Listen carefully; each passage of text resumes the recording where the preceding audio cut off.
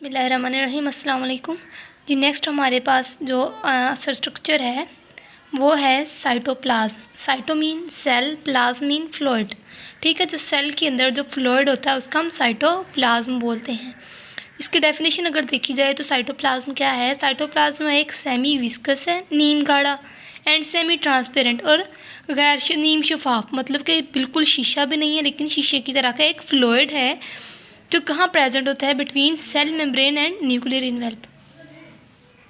अगर हम यहाँ पे देख लें तो क्या है, ये हमारे पास न्यूक्लियस है, ये न्यूक्लियर इन्वेल्प है और ये हमारे पास सेल मेम्ब्रेन है। इसके सेंटर में जो फ्लूइड सेमी विस्कस और सेमी ट्रांसपेरेंट है, इसको हम साइटोप्लाज्म बोलते हैं। अगर इसकी लोकेशन की बात की जाए तो ये कहाँ पे है, ये हमने यहीं पे डिस्कस कर लिया कि between nuclear envelope and cell membrane. इसकी जो कंपोजिशन है ये फ्लूइड है, इसलिए इसकी मेन कंपोजिशन क्या होगी, वो वाटर होगी, मेनली कंपोज्ड ऑफ वाटर।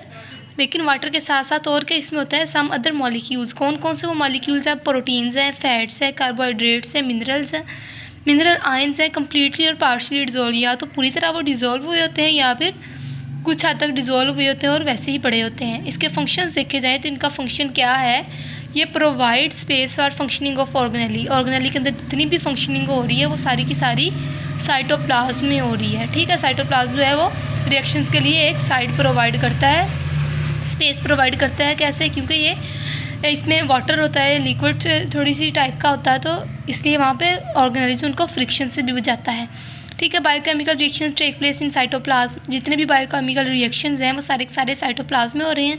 हमारे पास सबसे जो एग्जांपल कॉमन है वो है ग्लाइकोलाइसिस। ग्लाइकोलाइसिस क्या है, ब्रेकडाउन ऑफ ग्लूकोज। ग्लूकोज की ब्रेकडाउन, जब ग्लूकोज की ब्रेकडाउन होती है तभी तो हमें एटीपी के जरिए एनर्जी मिलती है। तो जो हमें एनर्जी मिल रही है वो सारी की सारी जो फंक्शन हो रहा है वो साइटोप्लाज्म के अंदर हो रहा है। जी, लास्ट और फोर्थ हमारे पास सेलुलर स्ट्रक्चर है, वो है सेल का स्ट्रक्चर, सेल का ढांचा। ठीक है, साइटो मीन सेल, वही बात जो हमने साइटोप्लाज्म में पढ़ी थी। सेल का स्ट्रक्चर या सेल का ढांचा भी हम इसको सेल स्केलेटन भी बोल सकते हैं। इसकी डेफिनेशन देखें तो it is a network of microtubules and microfilaments. जो साइटोस्केलेटन है वो एक नेटवर्क है, जाल है, किस चीज़ का, दो चीज़ों से मिलकर बना हुआ है, एक माइक्रोट्यूब्यूल्स और दूसरी माइक्रोफिलामेंट्स। ठीक है, में डिफरेंस देख लेते हैं, साथ इनकी कंपोजिशन भी है और साथ इनका डिफरेंस भी है। मोस्टली शॉर्ट क्वेश्चन आ जाता होता है कि difference between microfilament and microtubules. तो जो माइक्रोफिलामेंट है ये थिन होते हैं, पतले होते हैं, लेकिन जो ट्यूब्यूल्स हैं ये ट्यूब लाइक होते हैं और मोटे होते हैं, थिक होते हैं।